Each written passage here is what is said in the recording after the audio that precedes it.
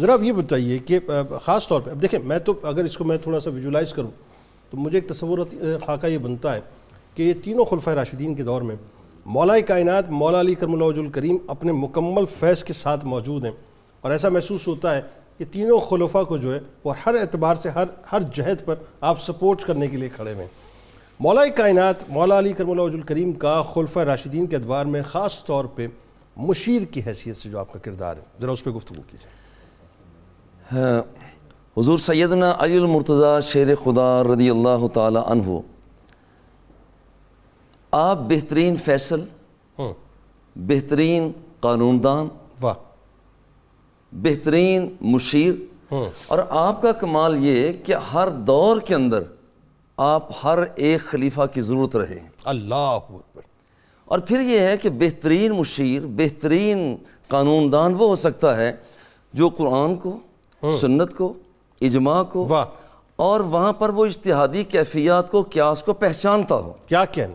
اور پھر یہ ہے کہ اس کے ساتھ ساتھ مستضاد یہ کہ اسے یہ اس بات کا احساس بھی ہو کہ ظاہر کیا ہے، نص کیا ہے، مفسر کیا ہے، محکم کیا ہے، متشابہ کیا ہے، خفی کیا ہے، مشکل کیا ہے، اور یہ چیز ساری پہچاننے کے ساتھ ساتھ یہ بندہ جس کو اتنا ادراک ہو کہ وہ اسلام کے اندر قانون کی استثنائیات کو بھی پہچانتا ہو کہ وہاں پر استثنائیات، کہ یہاں پر یہ ضرورت کیا ہے، حاجت کیا ہے، عرف کیا ہے، تعامل کیا ہے، عموم بلوہ کیا ہے، وہ مصلحت کیا ہے، وہاں پر رد فساد کیا ہے، جو ان چیزوں کو پہچانتا ہے بہترین مشیر وہ ہو سکتا ہے۔ کیا کہنے، کیا کہنے۔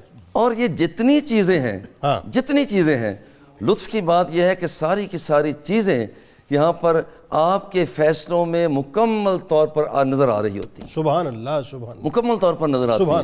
جس طرح سے بھی آپ نے جتنے فیصلے عطا کیے ہیں، اب دیکھیں کہ حضور سیدنا صدیق اکبر رضی اللہ تعالیٰ عنہ کے دور میں آپ کے جو مشاورت، آپ کے سب سے پہلا مشورہ آپ نے وہاں پر جو آپ نے آپ ہی کی ذات کے بارے میں، سیدنا صدیق اکبر رضی اللہ تعالیٰ عنہ کی ذات کے بارے میں، کہ آپ تو گٹھڑی اٹھائے ہوئے وہاں پر سودا بیچنے کے لیے جا رہے ہیں، مگر آپ نے کہا کہ اگر آپ نے یوں ہی کیا تو پھر یہ مملکت کا کیا بنے گا، مسلمانوں کا کیا بنے گا۔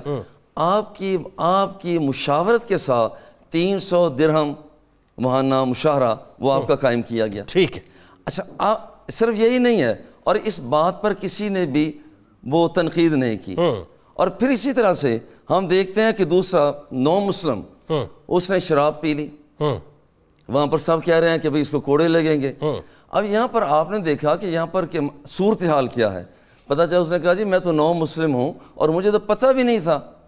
آپ نے کہا کسی گلیوں میں گھمایا جائے، پتہ کیا جائے کسی نے اسے یہ پیغام پہنچایا یا نہیں۔ ٹھیک ہے۔ جب یہ پتہ چلا کہ یہ کسی بھی شخص نے اس کی حرمت کے بارے میں مطلع نہیں کیا ہے، تو آپ نے کہا کہ اسے جانے دیا جائے، اس لیے کہ اب یہ سزا کے لائق نہیں ہوگا، اسے پتہ چل سکا ہی نہیں ہے۔ اچھا، آپ کی اسی طرح سے ہم دیکھتے ہیں کہ وہاں پر طلحہ بن خویلد اسدی جو داعیہ نبوت بھی تھا، ٹھیک ہے، اور وہ پھر آپ سامنے بڑھا، تو حضرت سیدنا صدیق اکبر رضی اللہ تعالیٰ عنہ بذات خود اس کا مقابلہ کرنے کے لیے بڑھنے لگے ہیں، مگر آپ نے سد ذرائع کے طور پر کہیں ایسا نہ ہو کہ آپ کو تکلیف پہنچے، ٹھیک ہے، اور پھر وہ اس کا تدارک بھی ہم نہ کر سکیں۔ ٹھیک ہے، آپ نے کہا حالانکہ نیکی کا کام ہے، مگر آپ نے وہاں پر جانے سے روک دیا۔ درست۔ جس کا مطلب یہ ہے کہ آپ کی نظر اس سے آنے والے اوقات کو جھانک لیتی تھی کہ کیا کچھ ہونے والا ہے، اور اس مقدس کام سے بھی روک دیا گیا۔ اور پھر یہی نہیں ہے، حضرت خالد بن ولید رضی اللہ تعالیٰ عنہ نے خط لکھا حضور سیدنا صدیق اکبر رضی اللہ تعالیٰ عنہ کہ حضور والا یہاں پر کچھ لوگ ایسے ہیں جو برگشتہ ہو چکے ہیں، اسلام کو چھوڑ چکے ہیں، اب وہ ہم جنسی کی طرف جا رہے ہیں اور وہ ایسا کر رہے ہیں۔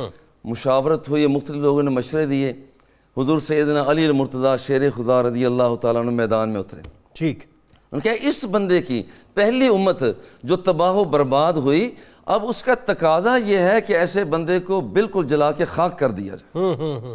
اتنے صحابہ اکرام موجود ہیں، کسی نے کوئی یہاں پر تنقید نہیں، آپ کا حرف آخر ہوا کرتا۔ ٹھیک ہے۔ اچھا، پھر صرف یہ نہیں ہے، پھر اس کے ساتھ یہ ہے کہ یہاں پر آپ نے حضور سیدنا ابوبکر صدیق رضی اللہ تعالیٰ عنہ سے ذکر کیا کہ دیکھیں اگر آپ ہمیں خوش کرنا چاہتے ہیں تو پھر ہم خوش اس صورت میں ہوتے ہیں کہ آپ خلافت اپنے جانے کے بعد وہ حضرت عمر رضی اللہ تعالیٰ عنہ کو سونپے. ٹھیک. اور یہ عمل وہاں پر اتنے صحابہ موجود, کوئی وہاں پر حرف تنقید نہیں کرتا.